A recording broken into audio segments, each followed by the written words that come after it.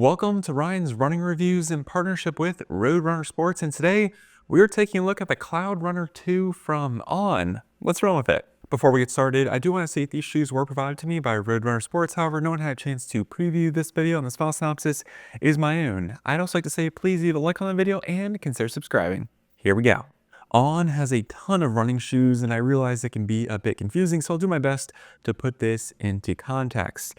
This is the Cloudrunner 2. It's a moderately cushioned light stability shoe, great for runners or walkers that want some additional support to the medial side to keep their ankle from rolling inwards. It's not the most supportive stability option out there. This just gives you a very gentle level of guidance, so I would keep that in mind as you kind of go through your running shoe options.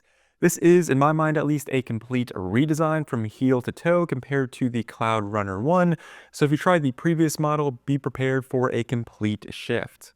As far as the stats go, this shoe costs $150 and only weighs 9.7 ounces, which I think is pretty good for a stability shoe. As far as the stack heights go, we have 31 millimeters in the heel and 21 in the forefoot for a relatively high 10 millimeter heel to toe drop. The midsole foam, at least on paper, is Helion, which is technically On's super foam. Now, after trying the Cloudrunner 2, it does feel like they softened it up quite a bit. You have a lot more squish and compression compared to what we saw on the Cloudrunner 1. So yes, maybe they did change the formulation, that's my best guess, but also they removed the plastic speedboard that would run the full length of the shoe. So there is no plastic plate in the Cloudrunner 2.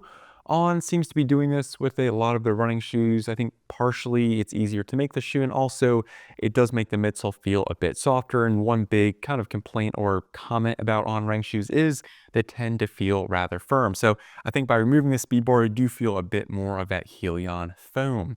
Now, because you removed that plastic plate, the shoe is actually surprisingly flexible and bendable, which I was surprised to see for this being a light stability shoe. Most of the time when you have a stability running shoe, they tend to be a bit more rigid and stiff. Now, if you're not familiar with On running shoes, the breakdown essentially is each of these small holes that go directly through the midsole is called a Cloudtech unit, and On has been coming out with different versions of it, but this is a more kind of standard or classic Cloudtech design. And then the foam that makes up the entire midsole is that Helion super foam, like we talked about before, which I do think has been softened up just a bit here in this second iteration. This is a light stability daily trainer, so I'll walk you through all the different components that allow the Cloudrunner 2 to give you a very gentle level of guidance. And like I said at the start of this video, if you're someone who needs a ton of support or a true max stability shoe, I might go in a different direction, as I really consider the Cloudrunner 2 to be like a neutral shoe with a hint of stability added in. The first thing On did to help with stability is they added a plastic heel clip at the base of the heel counter.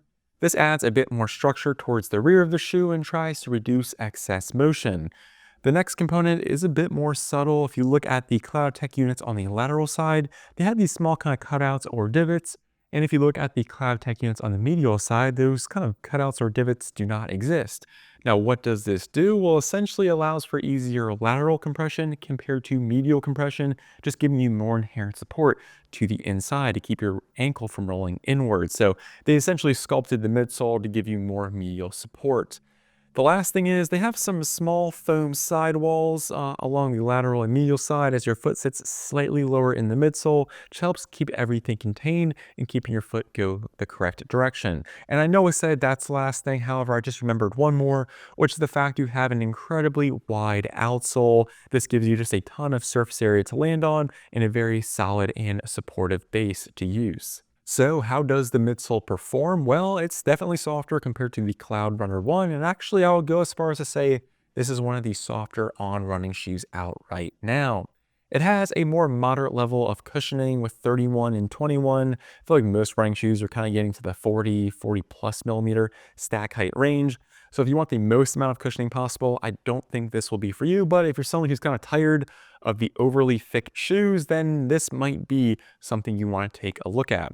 Something else I want to mention about this midsole and its foam is it felt like it was more focused on being soft and giving you a nice level of impact protection rather than being super bouncy and overly energetic. So the shoe doesn't have a ton of energy return to it, not a whole lot of bounce, but it does give you a fairly soft ride despite its stack height. And like I said before, if you really do need a ton of cushioning, you might want to go to something a bit larger, but I am fairly surprised with how soft this felt despite having a more kind of reasonable amount of midsole. And then as far as the stability story goes, this is one that you really don't notice all too much, mainly because the stability features here aren't overly intrusive compared to something like a max stability shoe, where you can definitely tell the difference between that and a neutral shoe if you tried one on each foot. This is kind of like a stable neutral shoe or a very light stability shoe. Yes, you have a very gentle level of medial support, but honestly, I've had neutral shoes that feel just as supportive or stable. So this is really a neutral shoe with a very small drop of stability added in with all those different features that we touched on. And I think it does a decent job, and the fact that you have a smaller midsole also helps you kind of manage the stability without having to worry that your foot's kind of interacting with a super soft, thick slab of foam.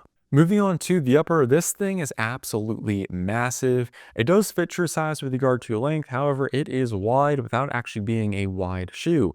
So if you have a high volume foot, you will love this thing, or if you just like having a bit more space in your shoes, this is definitely the way to go. Conversely, if you have a narrow foot, you might want to go down half a size just because there is a wide toe box and a wide midfoot that gives you plenty of space with this upper. The tongue itself is gusseted, which I'm happy to see. Light level of padding, the ankle and Achilles section, tons of padding back here with a fairly stiff heel counter to help with that guidance and stability. The upper is a one-piece mesh material, fairly breathable, and you have some substantial overlays to help with the support. Thought the upper was very comfortable. Again, the first thing you notice when you slide into the shoe is just how much space your foot has. And then finally, moving on to the outsole, you have a decent amount of rubber coverage here. They did fill in the middle of the shoe, so you're less likely to pick up rocks, dirt, debris, or anything like that, which was a big complaint on older On running shoes. And they seem to be kind of phasing out those cutouts here in their new models, which I'm very happy to see. I will say sometimes when these shoes get wet, you will get a squeaking noise when those CloudTech units compress and there's moisture or water around. Haven't had that issue yet, but I did want to bring that up. Either way, you do have an incredibly wide outsole like we touched on earlier, which helps with the grip, traction, and stability. Didn't have much of an issue, and I am just very happy to see they filled in that rear kind of cavity section. Well, that concludes the review. Let me know in the comments what you think of the Cloudrunner 2 and just On running shoes in general. I would love to hear from you. I'm Ryan from Ryan's Running Reviews, and I'll catch you guys on the next one. Thanks.